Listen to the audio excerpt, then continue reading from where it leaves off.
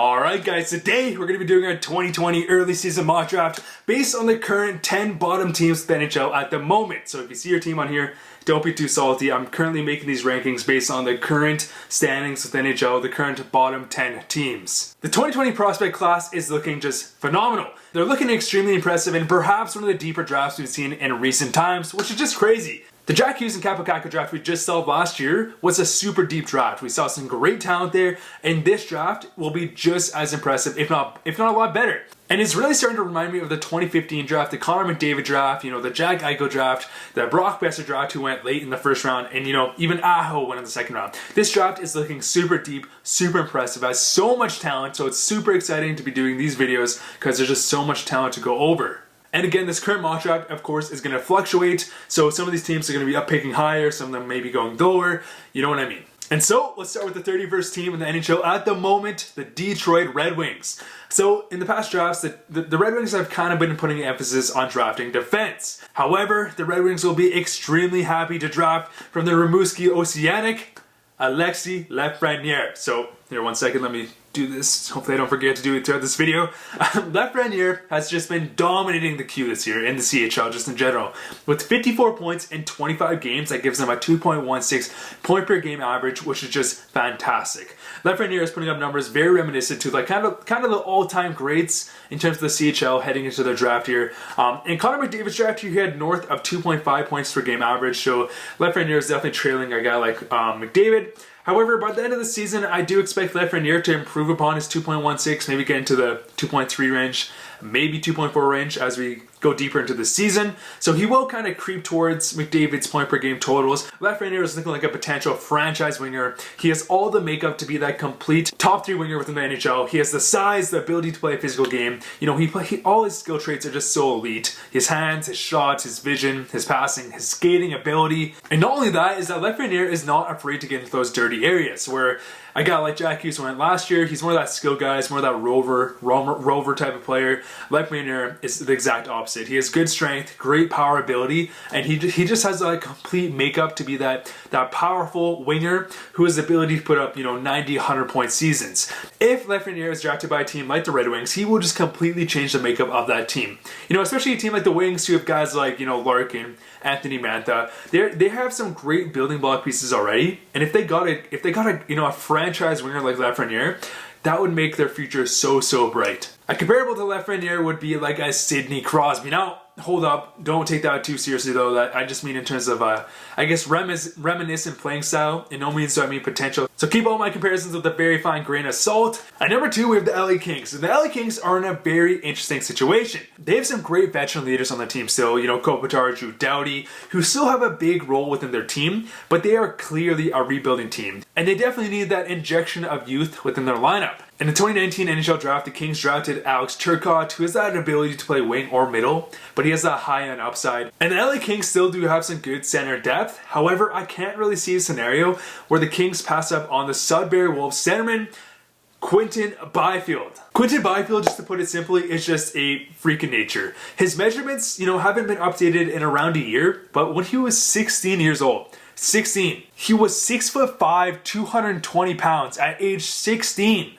Now, keep in mind, I think Elite Prospects hasn't updated their measurements in a while, but that is just some crazy size there. But not only that, though, is Quinton Byfield is a great skater. Now, he's not an elite skater, but when you consider his size, he's a fantastic skater. He has great hands, good skating, an elite shot, elite playmaking ability, and he has a frame that few teams can really compete against physically. And even though a guy like Alex Turcotte has the potential to be that, number 1 centerman, it definitely does not hurt to have another number 1 guy like Quinton Byfield. And because the Kings can either just have, unmatched center depth, which is definitely not a bad thing, especially when you look at teams like the Pittsburgh Penguins, the Washington Capitals, who have really good center depth. It is definitely not a bad situation to have 2 number 1 centermen, especially in today's game when teams are really emphasizing center depth at the draft.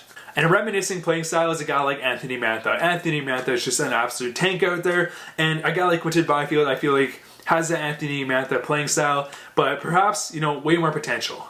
At number 3, we have the New Jersey Devils. And New Jersey Devils are going to be an interesting team. Are they going to lose Hull? It definitely could be a possibility, especially if they do end up near the bottom of the standings. But with guys like Hughes, Heacher, and now the number 3 overall pick in the 2020 draft, if it does happen, at least they have a tremendous base to build upon. And the pick I chose for New Jersey is an absolute wild card, and if the Devils are in a position later in the draft, based on positional needs, I'd imagine they try to pick this player up. And so with the number 3 pick, I'm going to say the New Jersey Devils draft from Russia, the goaltender, Yaroslav Askarov. Hopefully I pronounced that right.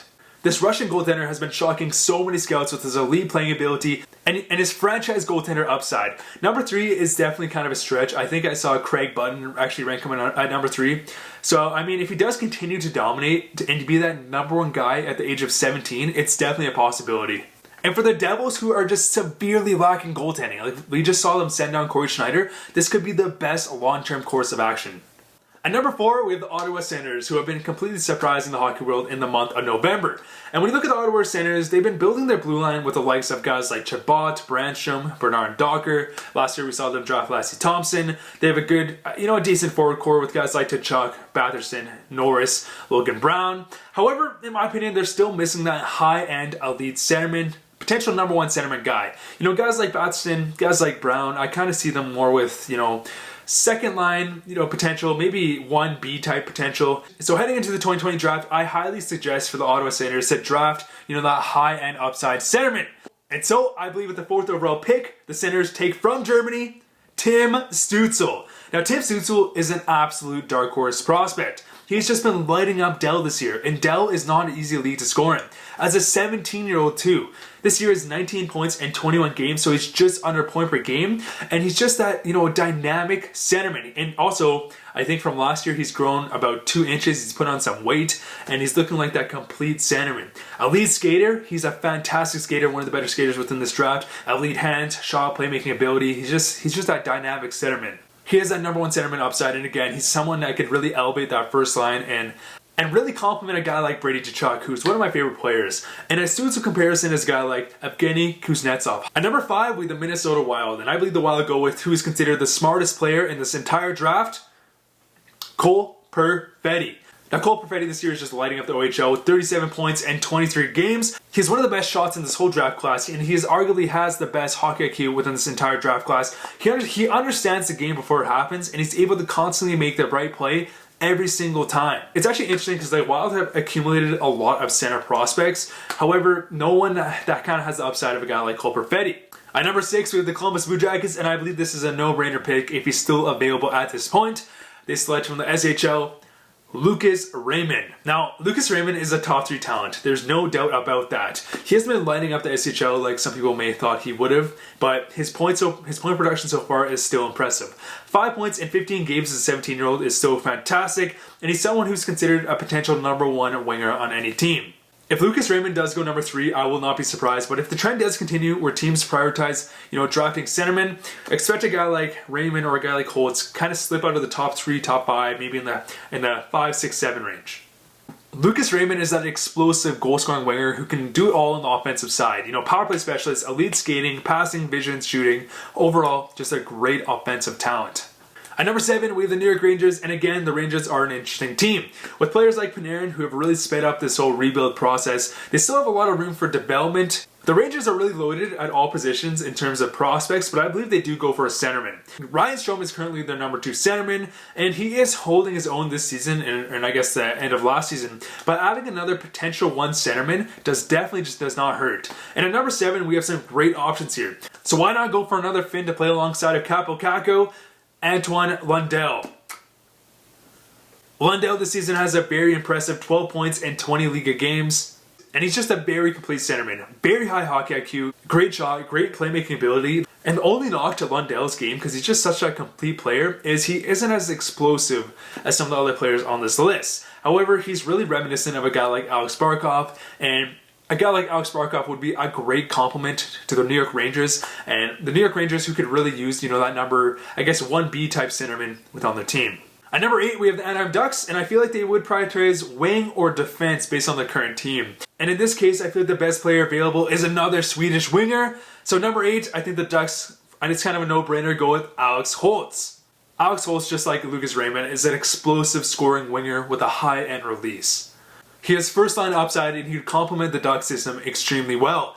And he has 5 goals, 7 points in 19 SHL games so far this season, which is very impressive from a 17-year-old.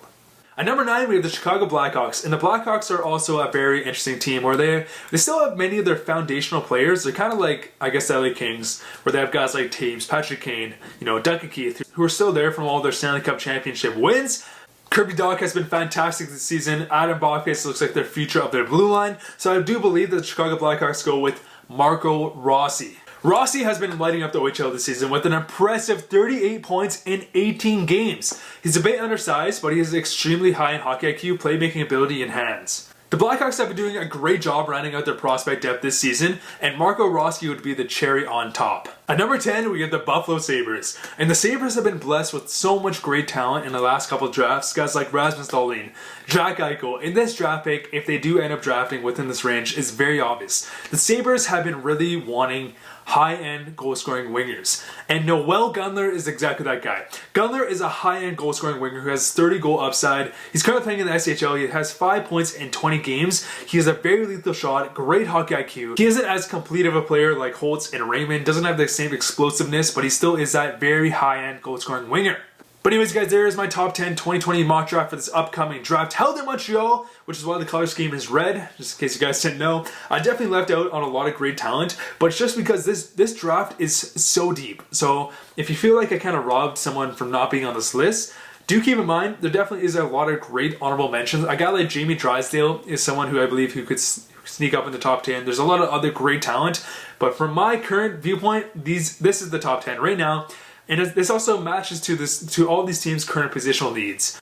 But anyways, guys, who are you most excited about from this 2020 class that just looks fantastic? Definitely comment down below and let me know. Thank you guys so much for watching. See you guys later.